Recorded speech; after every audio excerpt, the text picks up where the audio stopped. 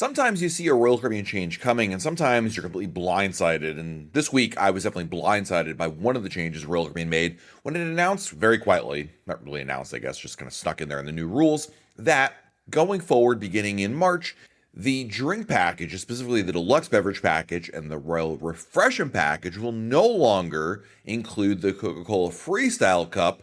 And in addition, because you don't have the cup, you don't have access to the Coca-Cola Freestyle machine. The new change goes into effect. We covered this at realcaribbeanblog.com, but it begins March 15th, 2026.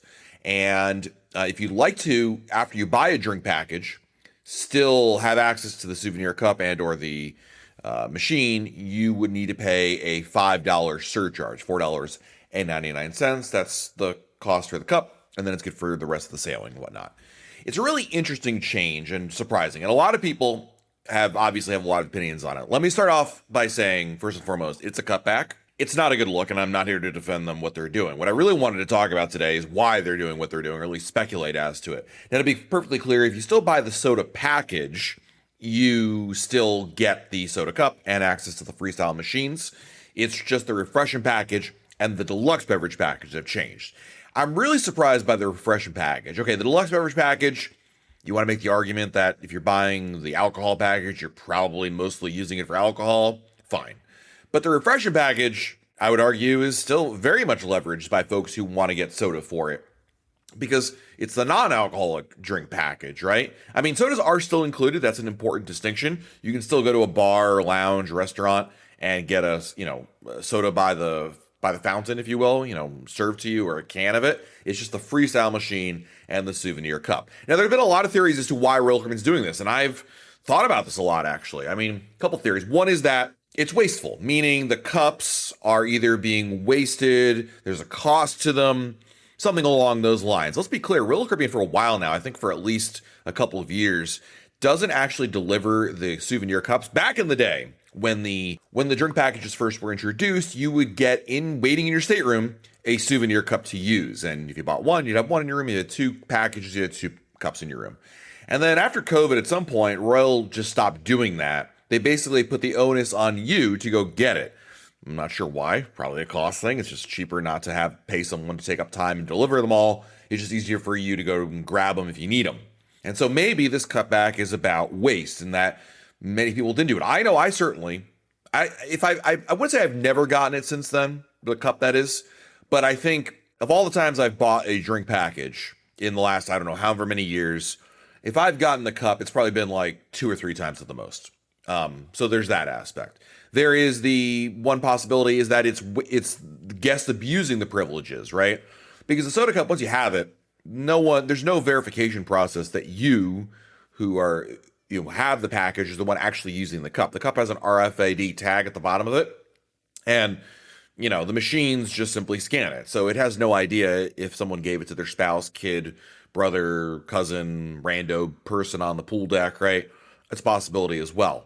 And speaking of that abuse, there's been a rash of new videos out there on TikTok showcasing, let's just say, ways to take advantage of that little RFID sensor. I'm not going to go into it in this video. I'm just simply saying that, use and abuse has usually been the MO for why Royal Caribbean has made changes to its drink package policies.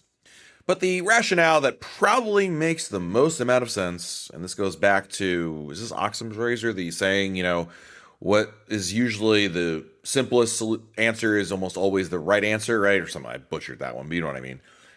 Cost. It's a cost savings. Is that Royal Caribbean, on any given ship sells hundreds, if not thousands of drink packages. They have to have hundreds, if not thousands of cups to support that for every single person. And I am certain their data shows most people don't actually use them. I know I don't, and I know a lot of people don't use them. It's really the refreshment package and the soda package. So really what I'm saying when a lot of people buy the package, don't use them, I'm really talking about the deluxe beverage package here. I really do believe the refreshment package numbers are much higher, because I do feel like if you have the refreshment package, having access to the Coca-Cola Freestyle machines would be a big perk for you, because again, you're not drinking alcohol. So what's included primarily are sodas and mocktails and other drinks, obviously, but I feel like that's a big component to it.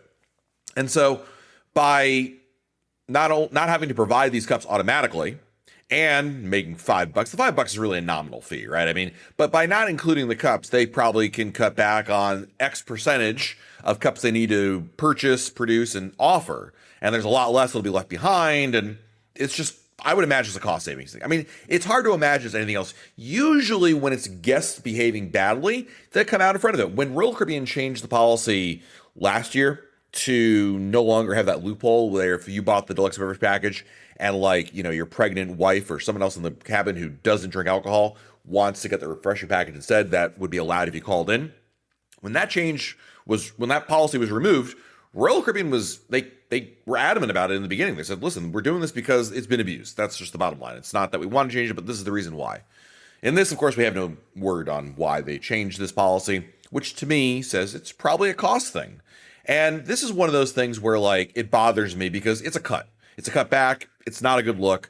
I don't like when things, we pay for something and we get less for it. Now, I'll admit, as I mentioned earlier, I don't really use the soda cup at all. I've probably used it, oh my goodness, like over the course of my entire course of cruising the Royal Caribbean, I might have used the soda cup, a dozen times, right? I'm not a big soda drinker to begin with. That's a me thing. That's a Matt thing. But I understand that they ain't bringing the prices down of these drink packages. Drink package prices have only gone up over the years. And so, that is hard. It's a hard pill to swallow. It doesn't matter how much you use or don't use it, because I'm sure there's plenty of people listening to this podcast who do use those soda cups, and now it's additional cost. Now, the $5 to me is a nominal fee. What I mean by that is not only are they allowing it to cut costs, but they're not charging an exorbitant fee. They're charging $5. $5 in the grand scheme of things is pretty much like we're going to charge something for it, but we're not going to charge a lot for it. Like WoW bands are a good example of this. WoW bands actually used to cost $5, and they cost actually more than that. But it's this idea that, it's just something to like, basically, if you're going to buy it, you're clearly serious about it, so you're going to pony up $5, as opposed to folks, if they didn't charge for it and said, you know what, we're just going to, if you want one, request one, which is basically what they've done now. I'm sure there are people who get one and then never use it. So maybe if you're spending the $5, you'll actually use the cup, and thus there's less waste. But I really believe that this is a cost thing from the get-go. Now, Royal Caribbean did confirm that if you bought a drink package on or before March 15th, you'll be grandfathered in, meaning that if you purchase it before then, you will not have to pay for the souvenir cup if you request one. I'll be curious how they're going to enforce this, because theoretically, you can buy drink packages for till 2028? I mean, I guess it's going to be one of these things where it's just, I truly doubt, I could be wrong, but I truly doubt the bartender of Boleros on Liberty of the Seas is going to have a spreadsheet available to him or her to be able to look at, when did so-and-so buy the drink package, to verify it. I mean, it's going to be in the honor system, but it's really a strange move. It truly is. I mean, usually when you do a cutback of something in order to save on cost, you usually go for a juicier piece of the meat, right? You want to do something that's going to really impact your bottom line. As an example, when Royal Caribbean went from twice a day stateroom cleaning to once a day, that was a big change. It was a big cutback because they had there was less work to do. They could employ fewer stateroom attendants and cover more cabins as a result of it. So that's one where you can clearly see, okay, they're gonna save a lot of money here. I mean, soda is one of the cheapest things on earth. Like, the price that a company like Royal Caribbean pays for it, by bulk in this huge quantity, is like pennies on the dollar compared to obviously what it would cost for you and I to buy it when we go to the supermarket. So I really don't know how much money they're saving. Obviously, these cups are not free, right? And that's really, I think, where this cost savings is in the manufacturing, the supplying of the cups. I imagine that if they could cut back, and it's plastic, but I have no idea. When you buy bulk, those kind of cups, I mean, assuming they're $1 or $2 a piece at least, right? It adds up, certainly. And yeah, I guess, okay, now start multiplying out sailings across all the ships and, figure 25% less cups you're using. I don't know, make up numbers now, right? It probably does add up. It's something, but it's not the, like I would think if you're gonna really make a cutback, you'd go after something a little more substantive, like a name brand liquor or an inclusion at a certain venue. I don't know. I'm just spitballing here. So it's to me, I still stand by, I think it's a cutback. I don't think it's a lot of people in the comments over at royalcaribbeanblog.com have kind of pointed to some of the hack videos and guests behaving badly, basically, right? People sharing the cups or something like that.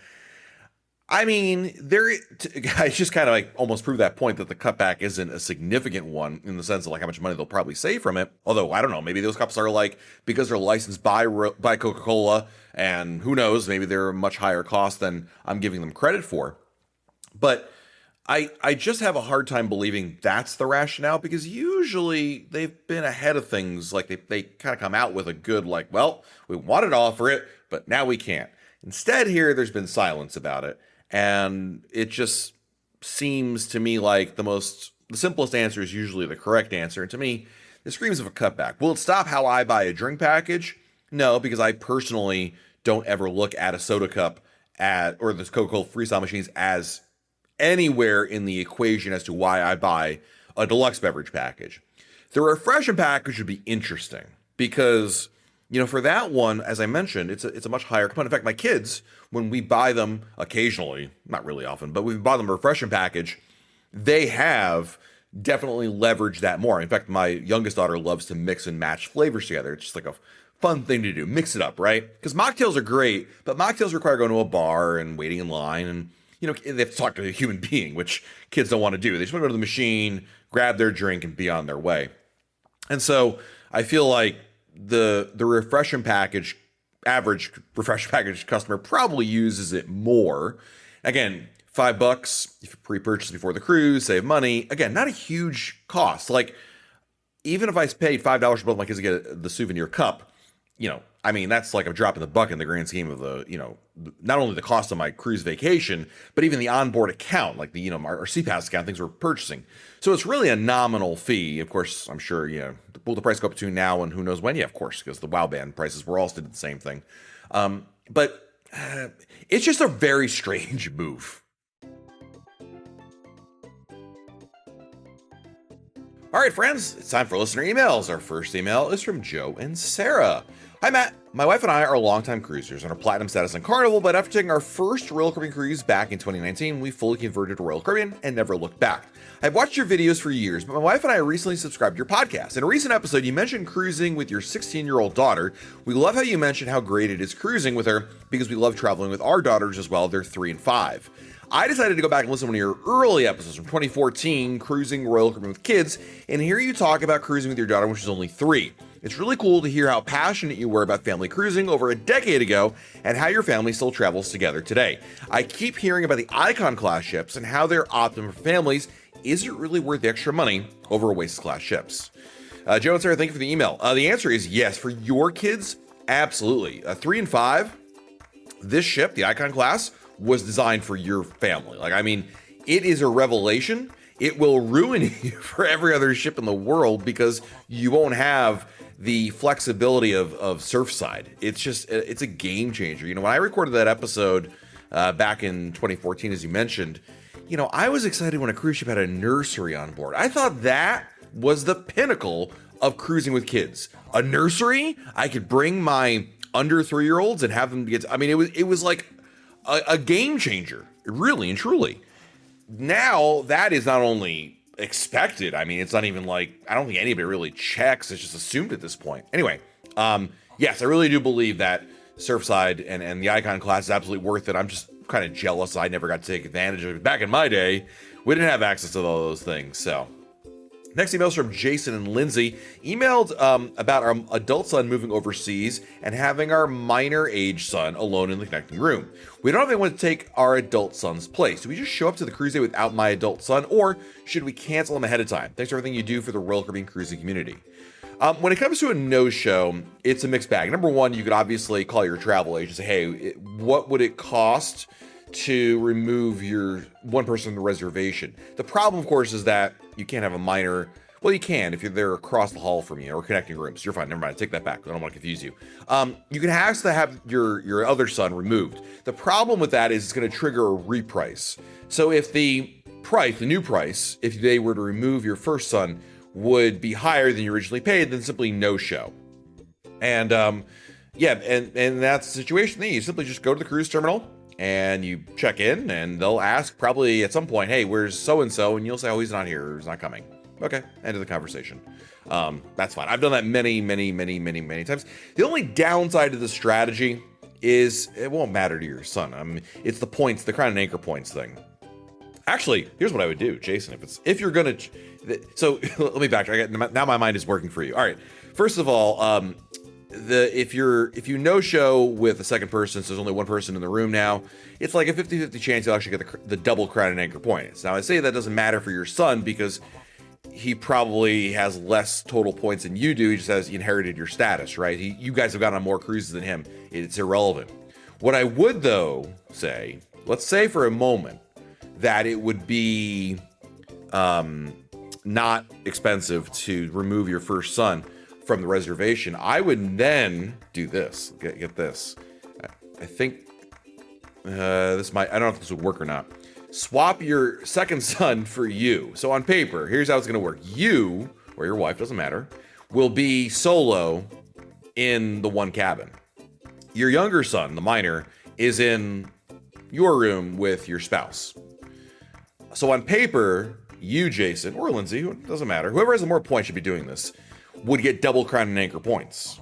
So whichever your next tier is, you get there faster because they're getting 1 point per night, you get 2 points per night. It doesn't matter, obviously, when you get on board the ship, who sleeps in which room. The Royal Caribbean does not care about that. So that's another thing to consider. But really, when you remove your first son, it's going to trigger a reprice. And that's why I'm not sure this will work or be financially viable. It'll work, but it's not financially viable. And I wouldn't pay more than, $100 or $200 extra for this crown and anchor hack I'm trying to recommend to you. But something to think about as we're talking about it here. I hope it helps you out. I hope it makes sense also. If it doesn't, shoot me another email. We'll talk about it offline. Our next email is from Linda Robinson. Hey, Matt, my husband and I love your YouTube channel, watch it all the time. We booked Oasis of the Seas for April. Yes, a bold move. We didn't realize it would be spring break, but oh well, a good time will be had. If you have a video on this topic, please let me know. We have credit cards, but prefer to use cash on the onboard account. We did purchase a couple things through the app, 3-night dining package, and the coffee card. So here are my questions and concerns. Number one, can I buy gift cards through AARP and use those to set up the onboard account? I don't know about AARP. Royal Caribbean recently, like 2-3 years ago now, revamped their gift card policy, in which you go through, you have to go through Royal Caribbean's website, you buy it through them, and it allows you to then, apply that. You bring the certificate, you purchase it before the cruise, bring it on board the ship, go to guest services, boom. There's a whole instructions on how to do it when you buy the gift card.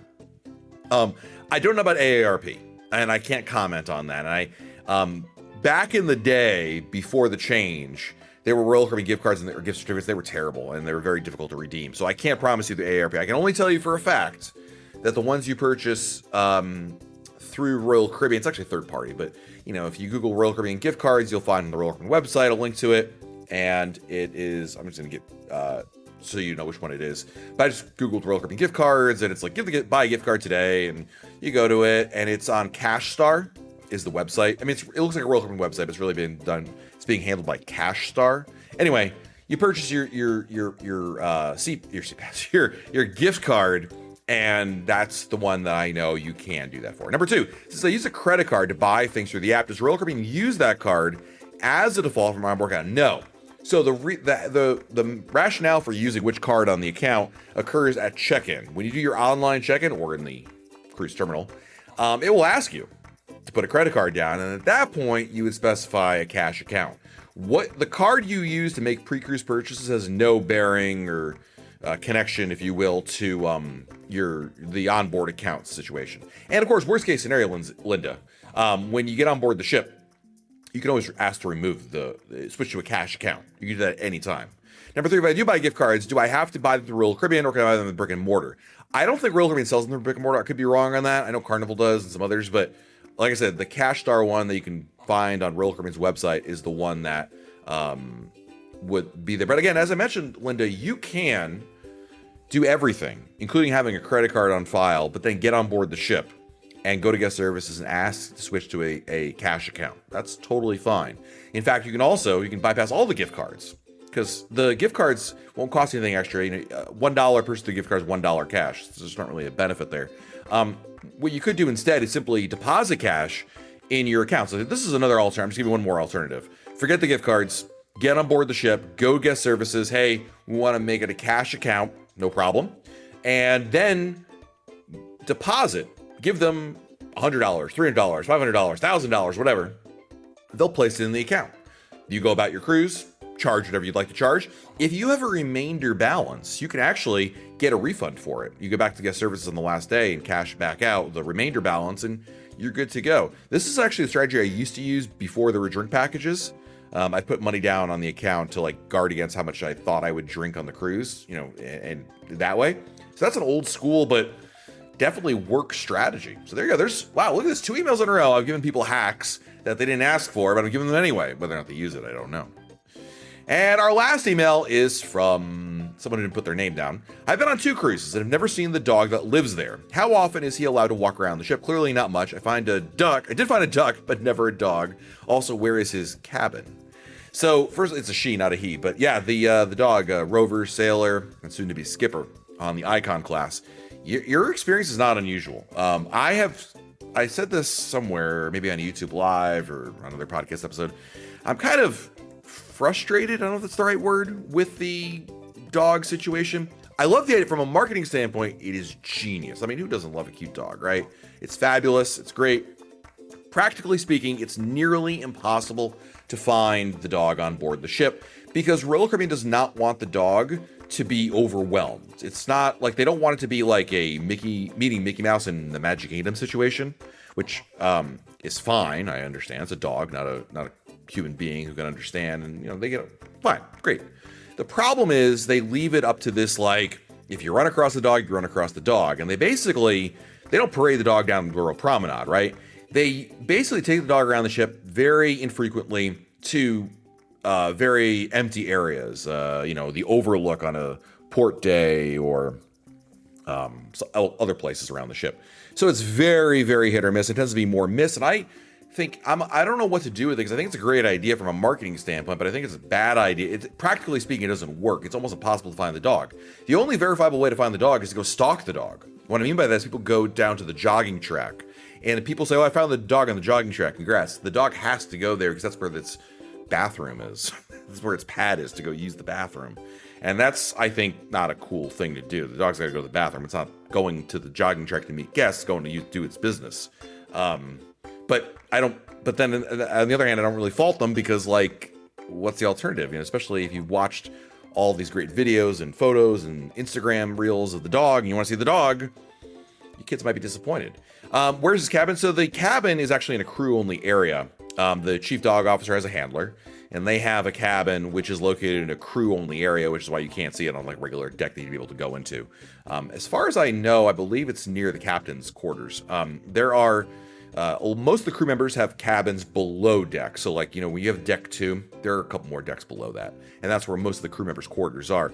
But officers like the captain, cruise director, other high officers, including the chief dog officer, have cabins on a higher deck. Usually it's near the bridge. So we're talking deck, 14, 12, something like that. And if you go all the way to the forward part of that deck, there's like a safety door. And if you were to open that door, you'd see it. If you've ever done a ship tour and gone to the bridge, you've walked by those cabins that the captain lives in and other officers as well. And that's where the dog lives. So good question there. All right, that's going to do it for this week's episode. Thank you for listening. If I can answer your email, send me an email, Matt, M-A-T-T, @RoyalCaribbeanBlog.com. Until next time, I'm Matt. We'll talk again real soon.